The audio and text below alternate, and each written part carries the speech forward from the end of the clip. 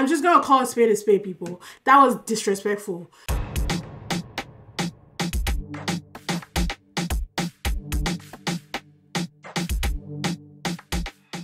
Hi people, welcome back. If it's your first time, we're going to be talking about how Bridgerton season 3 missed the mark and just my own take on it. Be sure to do all the right things, and let's just dive into it. This is not like a review or anything, it's just chit chat. After watching it and finishing it, I had like some thoughts, some frustrations, some very excited moments within the show. But let's just talk. I'm going to be talking about the pros and then the cons and then some other like, you know, back-end statements or afterthoughts that I had while and after I watched the entire season. So for pros, we start out with just Pen. All I wrote was pen, because Penelope definitely giving it to us in this season. She has been consistent throughout the TV adaptation for Netflix since season 1. So honestly, I had no complaints. I loved it. I was not expecting that sex scene in episode 5 though. Like when it happened, I went, whoo! That's how dramatic I was with my reaction to I knew it was coming. I just didn't think that they would give it to us in episode 5. Like they'd literally just given us a carriage scene like episode 4, and then they open up. It was perfect. When they were standing in front of the mirror, I was like, oh, this is the what's it called? I always forget this word. The poster. This is the poster of them standing together. Next thing, clothes are off, and I was like, hot damn. I did not know where to look, people. It was a good scene. They did good. Loved it. Second pro was Kate. The fact that we got to see more of Kate Sharma, who is now Kate Bridgerton, of course. Sorry. Kate Bridgerton, okay? Love her. You know she's my favorite, and then Pen is my second favorite. Like those two women definitely hold it down for me for the Bridgerton franchise, for sure. In the books and also in the TV show adaptation for Netflix. I think they did it great. Music was good. Nothing can compare to the first season and the way that music hit us in the face though. Like, but they did well for what was given. The Eloise and Pen, you know, squashing their beef, that was fantastic because honestly it was unnecessary in the first place, but we'll get to that in one of the cons. And then Michael being Michaela. Oh, guys, when I tell you I screamed, I was so happy for that. I love the fact that they are doing everything in their power to be inclusive in this. From season 1 right up to now, they have done a perfect job of representing everybody. Like everybody. You know how some shows overdo it and then it just, you know, goes over the top. I think they have found a perfect balance in Bridgerton on Netflix of how they are representing everybody and making sure that people are heard, people are seen. Love it. That twist for Michaela and Francesca didn't even occur to me, honestly. I don't know how it's gonna play out. If it's gonna play out, I'm not really sure how well season 3 is doing, but I will definitely 100% sign up to watch that twist in the end. Now let's talk about the cons, and this is where I think they really did miss the mark completely for me. I will preface that I am obviously one of the people who read the books. I've read the books multiple times. I literally just finished romancing Mr. Bridgerton before part 2 of season 3 came out. Like what, a week ago? Like a week after part 1 was done, I went and I brushed off part 2 again. So from that point of view, I'm going to be analyzing this, you know, based on their source material and what they have given us. First thing coming in hot was Cressida, man. Like, I love the character Cressida Cowpat, the one that they created for the Netflix adaptation. I really thought that she captured the essence of the viciousness and vileness and beauty that was Cressida in the books. What I didn't like was them trying to tiptoe and, you know, balance between basically portraying her as stupid on one end and smart at the other end. They did, and because of the way they changed the story, that fell flat for me.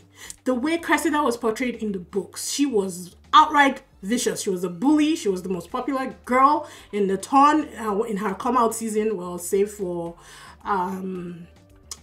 Daphne, I think, because yeah, it was Daphne's season, right? Yeah, so save for basically Daphne and the Bridgerton sisters, she was like the most popular. Everybody wanted to be her friend, but she was also the biggest bully in the town. She was extremely smart. Cressida was always intelligent. She was vicious and intelligent. And that was the thing in the books where you're like, it can't be fair. You can't have it all in one person and then have them be mean, you know, to the other girls and the other people. This, however, because they changed the story so much, making her Eloise's friend and then switching her back to the villain, it just wasn't hitting the mark. And it was such a disservice to this Cressida that they had created for the show. Because I think this Cressida was perfection for what they were giving us in the story.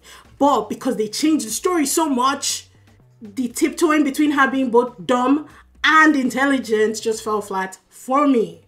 Second was the Pen and Eloise fight. That would never happen. Like, they would have, you know, tiffs, they would have quarrels, but like educated quarrels. And it was never ever serious. This was unnecessary. The fact that they wrote it in the way they wrote it in, first of all, Penelope would never out Eloise or the Bridgerton family the way she was outed in season 2. That would never have happened, ever. Lady Whistledown would have found another way to distract from the fact that Eloise was hanging out with, you know, some other guy in the lower parts of town. So that whole storyline, as soon as I saw it, I was like, no, I cannot sign on to this. This is not right. I'm always glad when people, like, when networks adapt books that are very popular. But the fact that you're adapting something that has already gained a cult following, it means that people love it. So don't stray too far from the source material, because then you lose people.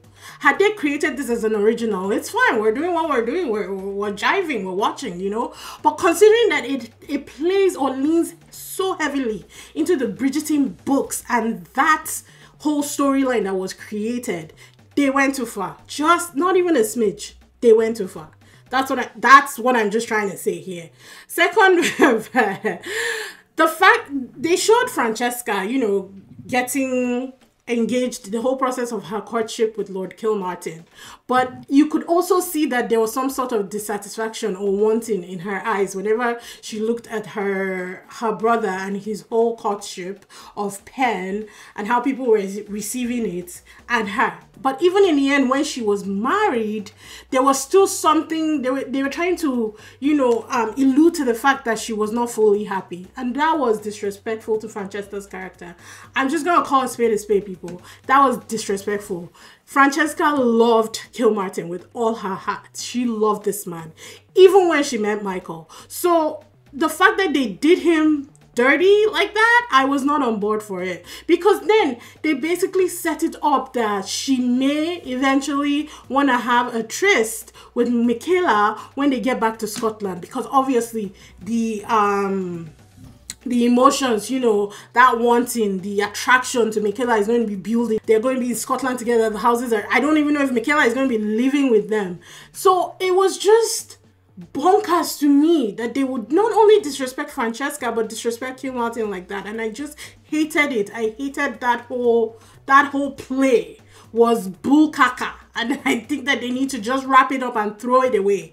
It's unfortunate, it's out now, it is what it is, it's part of the storyline, but I just hated it. Moving on, Violet wanting that D. I'm just like I don't know why I wrote it like that, guys. I was pissed. I was so angry. Her own side story I actually didn't mind. I really liked the fact that they alluded to, you know, previous relationships of her dad and Lady Danbury and that whole play of that. I liked it. I just think that they really wasted time on a lot of side characters on this, and it was not necessary. You remember how in season 1 it was about Daphne and Simon? And that was it. That was all we got. We got to see the rest of the family. Who else was playing in that? There was nobody else. It was literally about Daphne and Simon. And this is how the books are. I understand what they're going for. They're trying to make it more mainstream. They're trying to reach more people. But it's like the cult following that the book has is good. And it's good because the books are good. If you give us the book exactly in motion, people would still have loved it regardless, because I feel like season 3 is not doing as well as 2 and 1. Definitely not as well as 1. I don't know that, I think 2 was really good. People loved 2. People loved Kate, so I mean, why wouldn't you love 2? Yeah, Anthony is fine. He's fine. He's good. But people really loved Kate. So I just think that they switched it up just too much, and I don't even understand why. Because in the end, it still didn't make sense for how much the story was changed. And maybe it's just a book lover hating on, the TV adaptation, but that's not it, because I actually did like the adaptation until the significant changes that they made, thereby screwing with the timeline and screwing with the story. I think that was another thing, the fact that they screwed with the timeline so hard. They rushed Lady Whistledown's outing, her coming out and telling, getting it out there that Penelope was Lady Whistledown. They rushed all of that. In the books, we don't know until... When do we find out that Penelope is Whistledown, actually? I can't remember in the books. However, Penelope and Colin don't get together until 14 years after her first come out. So she isn't 18, as they are alluding here. I guess she's 18, 17 here, I think. Or when did she? Yeah, I think she came out a year early. So maybe 18, 19 here. But in the book, she was 28 when she and Colin got married. And there was a lot that happened in between her first come-out season to her getting married and Colin finding out that she's Whistledown, all of that. So that whole rushed effect that they did, I feel like it really didn't mess with the storyline. They tampered with a lot of things, and I'm not really sure where they're going from now, because they've left. They've left the books. There's no source material anymore. I'm not really sure what we're going to get in season 4. Just have to wait and see. I'm not sure how I got there from Violet, but it is what it is. Next was Benedict. Completely wasted. I mean, I like the whole, throw to, the throuple situation and him having that storyline. I like that for him. I actually do like Benedict, but I just feel like his character has been wasted since the adaptation to the TV series. It's just, they have not really done him any kind of favors, if I'm being honest. It's hard though, because Benedict is a different storyline entirely. Even in the books, he's kind of like a throwaway character. His story with Sophie though really does amp up a little bit. I think Sophie's backstory is what really gets you in. She has such a juicy backstory and such a juicy revenge story in the end. It's really good. That's what hooks you in. It's not really Benedict, honestly. So Sophie was the shining star in that book, and I love that for her. But I just didn't think that they needed to waste so much time on him. Also, the couple that their son became Lord Kent, that also was a throwaway for me. Do I like them? Yes, I love that they've survived 3 seasons. I think it's great.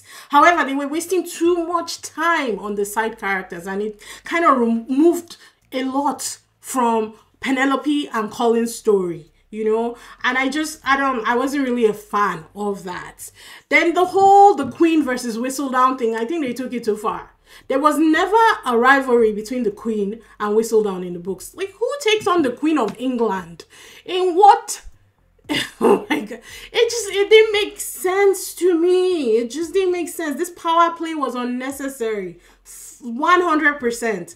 I love the Queen, and I think they could have used her in different manners, but this trivial fight with a columnist was just, it wasn't working for me at all. And then I think the last thing I wrote about there's 2 more, but Cressida, the way Cressida found out that Penelope was Lady Whistledown. Are you telling me that in all of the 3-4 years, however long it is between when she came out and started the Whistledown column to now, nobody had gone to the printers to ask or fish around about the person who was bringing the columns or the prints to the printers? Like, it was just such a stupid element. Oh my God, I was so pissed off. I was like, this is Cressida's shining moment? Do you know how Cressida figured out that Penelope was Lady Whistledown in the books? Because Cressida was intelligent. She pieced together the writing style and figured out that it was Penelope. Went to Penelope on a hunch and got it confirmed. You're telling me that she just went to the printers and asked for the money, pretended to be Lady Whistledown, and then got some deeds, I can't even speak. I'm so mad. I swear. Like, I can't even speak. I was so mad. That was such a cop-out. It was such a stupid cop-out. I was so pissed off. I was so mad. Anywho, moving on. I did write, where the fuck are the Hastings? Because they were consistent in this, and they are such a pivotal character in Whistledown being exposed to the Ton and Colin and Penelope's marriage. You are telling me that Colin got married and Daphne was not there. Daphne is his closest sister. He gets advice from Daphne before he marries Penelope. I know they did it with Kate here and Anthony, and that's fine. But if Regé-Jean Page does not want to come and collect a paycheck, find somebody that will appreciate the role. Give it to them. We don't care about him anymore. He has left. Replace him and keep the story straight. I think what they're trying to do, Shondaland likes to do this. Characters decide that they're leaving, and then they decide 2-3 years later they want to come back, and so they have that spot waiting for them. Leave it for them. If they want to go, let them go. Replace him, keep the story tight, keep it what it's supposed to be, and then continue. They keep wasting our time with all this rubbish. The Hastings were so important to this story, and they were non-existent. And you're telling me that they were just happy. The Bridgertons were happy. They didn't see Daphne, they didn't see Simon, and it was fine. Just a whole lot of crock. A lot of things piss me off. I was more, excited for the series than I was pissed off, because guess what? Penelope is amazing and I will watch her in anything. Also, Nicola is fantastic and I will watch anything that she's been in, you know? But it just pissed me off the way the story was adapted and the way it was shifted. Now we have Eloise going to Scotland with her sister. How is she supposed to meet, what's his name? What the fuck is this man's name? Marina's husband is who she's supposed to marry in the end. Sir Philip, but I can't remember his last name.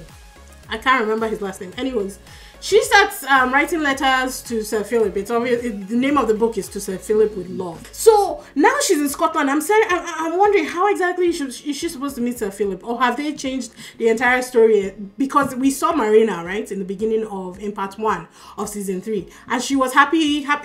She did look miserable. I'm not gonna lie, she looked sad, but she still looked fine.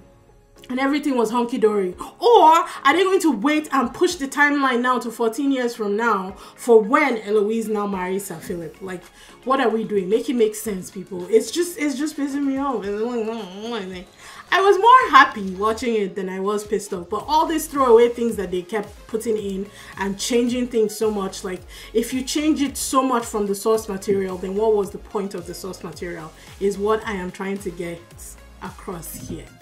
However, it is what it is. I will watch Penelope any day, anytime. I don't really care about Colin, to be honest. I think he was whiny. He was whiny in the books. He was whiny here. He was entitled. He does get better once he marries Penelope though. But until then, honestly, I didn't really care about Colin. I was all for Penelope and Lady Whistledown. I did also love the fact that Penelope and her mom, you know, finally saw eye to eye. Their mom is a hustler, man. I respect that woman so much, so much. She's such a diehard for her children, and I loved it for her. And I loved how she was portrayed in this. In the next season, if Regé-Jean Page does not want to come, change him, recast the role. Daphne is supposed to be in all of this. Simon is supposed to be in all of this. You can't have the Bridgertons without having the Bridgertons. So they need to stop with all this crap and put the people that are supposed to be there. I mean, Kate and Anthony are in India now, so maybe we're not seeing them. Maybe that's the, you know, setup to bring in Daphne back. But we'll just have to wait and see. Anywho, I know I got really heated in there, but it's because they pissed me off. For the most part though, I really did enjoy the series. Will I watch it again? Yes, obviously. I will watch Penelope 100 times over. And also I'm sure I will see a lot of things that I missed the first time around that I watched it. But I don't know. It's a toss-up. We'll see. Hopefully we get another season. I'm not really sure who is next that they're covering now that they've switched everything up. We're all kind of like in the wind with the Bridgerton series. So yeah, let me know what your thoughts are. If you read the book, let me know how this compared to it and what what you liked, what you didn't like. If you didn't read the book, let me know what you loved and what you didn't like about it. Other than that, yeah, I think they did fine, but we'll see for the next season. So you guys make sure you do all the right things, and I will see you in the next one. Bye.